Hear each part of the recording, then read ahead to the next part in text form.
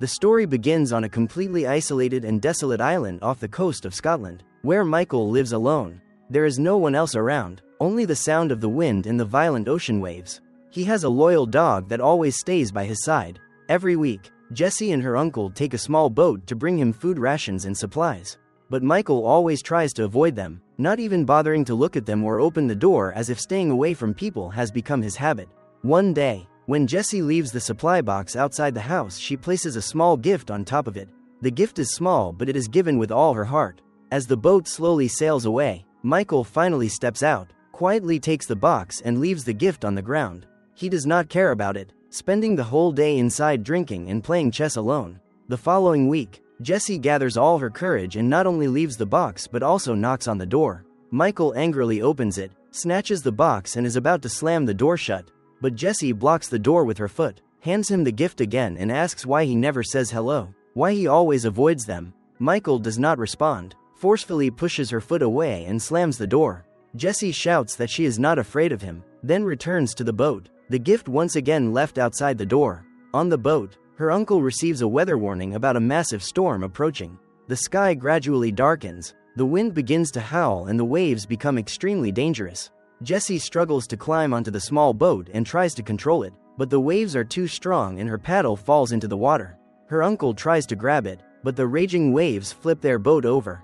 On the island, the dog stands by the window barking as if crying. Only then does Michael notice something is wrong at the seam. He immediately rushes outside, accidentally kicking the gift away. He jumps onto his boat, slides into the water and speeds off at full throttle. Jessie manages to surface, but her leg gets tangled in a net, preventing her from swimming.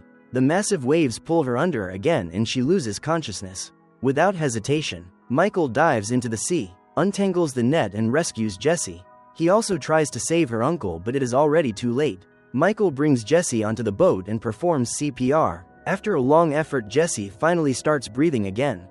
By the afternoon, Jessie wakes up on Michael's bed. As soon as she opens her eyes, she asks about her uncle. Michael gently tells her the truth. After hearing it, Jessie bursts into tears and lies on the bed all day, while Michael quietly sleeps on the sofa. The next morning, Michael checks her ankle. It is swollen and cut by the net. Jessie asks why he did not call the police and whether anyone knows she is here. Michael only tells her to rest. When Michael goes to get water, Jessie suddenly gets angry and says she wants to leave the island and go home, saying her family must be looking for her. But Michael knows her mother has passed away and her father never showed up, so she has no family at all. When Michael steps outside, Jessie gets out of bed, searches through his desk and finds a knife. Hearing Michael's footsteps, she quickly returns to bed and hides the knife under her pillow. That night, Jessie had a nightmare and made frightened noises. When Michael comes to check on her and touches her, she wakes up startled and points the knife at him. Michael calmly tells her it was just a dream, then teaches her how to properly hold and use the knife. Days pass. Michael continues taking care of her, carrying her to the bathroom, giving her medicine and cleaning her wounds. Gradually, Jessie begins to walk again and spends time playing with the dog. Michael feels happy seeing that. One afternoon, Jessie asks how he knows her uncle. Michael says they once served together in the military. Jessie realizes she does not even know the name of the man standing in front of her, but Michael refuses to reveal it. When she asks about the dog's name, Michael says it does not have one either. Jessie notices the chessboard and says he would easily lose because the rook is placed incorrectly. Ignoring that, Michael checks her leg again and sees that it has become infected. He refuses to take her to the hospital, saying he will go to the mainland himself to get what is needed. When Michael leaves, Jessie sees a drawing on his desk. He has drawn her and the dog. When she opens a drawer, she discovers that Michael has opened her gift. Inside is a snow globe with a lighthouse that looks exactly like the one on the island. Meanwhile, at a government meeting in London, a man named Manafort is being reprimanded. He runs a surveillance program that collects data from every phone and camera across the United Kingdom. Manafort argues that the program has prevented numerous terrorist attacks. Afterward, he meets with the Prime Minister. The Prime Minister turns off the recorder and offers a deal. In public, we will fire you because people do not want the government monitoring their phones and cameras. Your position will be taken over by Roberta, but in the shadows, you will continue running the program. Manafort agrees. In Scotland, Michael arrives at a pharmacy, doing everything he can to avoid cameras. Then he enters a clothing store and quickly grabs multiple outfits so he will not be caught on camera. But as he steps outside, a group of girls are taking selfies, and his face is accidentally captured in the frame. As soon as the image uploads to the program's database, an alert is triggered marking him as an extremely dangerous terrorist. Roberta immediately deploys a strike team. Back on the island, Michael carefully bandages Jesse's ankle and gives her new clothes that fit her. While having dinner, Michael hears a noise outside. Looking through binoculars, he sees a boat approaching the island. Michael tells Jesse to take a knife, hide in the bathroom and stay silent, while he grabs a blade and steps outside. As the soldiers approach the house, Michael cuts a rope, causing a large boulder to roll down the hill. A hidden net suddenly activates, capturing one soldier and dragging him into the water. Then Michael turns on an extremely bright light, temporarily blinding the soldiers wearing night vision goggles. They remove their goggles and start firing as they see Michael running. One soldier chases him up the hill. Michael smashes a lantern into his head and uses a flare gun to shoot him, setting him on fire. Another soldier rushes in. Michael stabs him with a knife and pushes him down.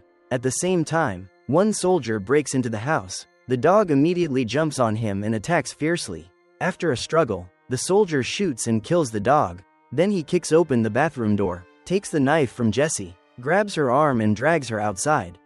In the garage, another soldier is searching for Michael, shining a flashlight everywhere. Michael hides in the shadows, and when the soldier steps forward, he triggers a trap. A massive iron hook swings in and pierces through the soldier's body, lifting him into the air. Then another soldier arrives. Michael jumps out, disarms him, and they engage in close combat. Michael stabs him 3 times, but the man is strong and keeps fighting. Finally, Michael grabs a paddle and strikes his head, knocking him down, then presses the paddle against his throat until he stops breathing. Suddenly, Michael hears Jesse screaming. He quickly picks up a gun from a dead soldier and rushes outside, shooting the kidnapper in the leg and making him fall.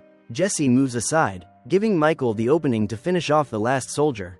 Michael carefully checks and discovers a small camera attached to the soldier's clothing recording everything. He takes all the equipment, tells Jesse to wait for a moment, then goes inside. He sees the dog lying motionless on the floor. Michael sits beside it, places his hand on its head and quietly apologizes for not being able to save it.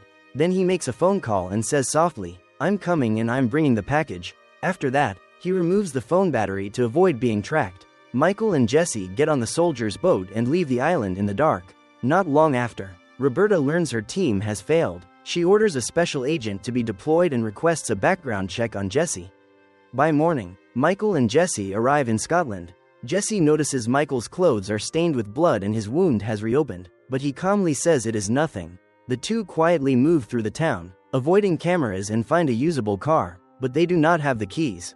Michael teaches Jesse how to use a gun and tells her to stand guard, then breaks into the house across the street to look for the keys. A young boy sees him and becomes frightened. At that moment, the homeowner appears and points a gun at Michael.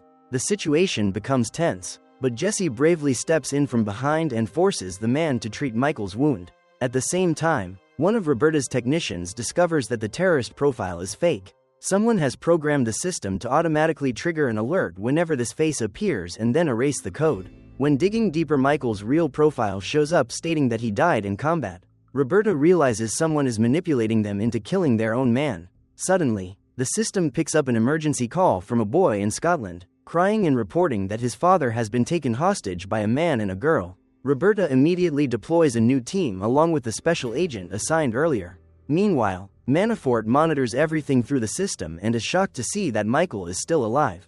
Upon hearing that Roberta has sent an agent, Manafort secretly contacts Workman. He calls it a black operation and orders him to eliminate both Michael and Jesse. At the house, the homeowner finishes treating Michael and tries to escape, but the police have already surrounded the building. As the man steps out to open the door, Workman ruthlessly shoots him in the head. Michael quickly stops the boy. He would have been shot as well. Workman destroys the police vehicles with gunfire, while Michael and Jesse escape through the back door. Blocked by the police, Michael takes them all down using a taser and pepper spray, then seizes a police car to flee. Roberta watches through the cameras and tries to call Workman, but he has already turned off his device. Workman chases them, repeatedly ramming their car and opening fire. The pursuit continues on a forest road. Michael swerves to avoid bullets, then suddenly slows down and slams into Workman's car, flipping it off the road. Michael and Jesse escape and switch vehicles at a construction site. In the forest, Workman crawls out, kills a police officer and steals a civilian's car to continue. At headquarters, Roberta interrogates Manafort about Michael.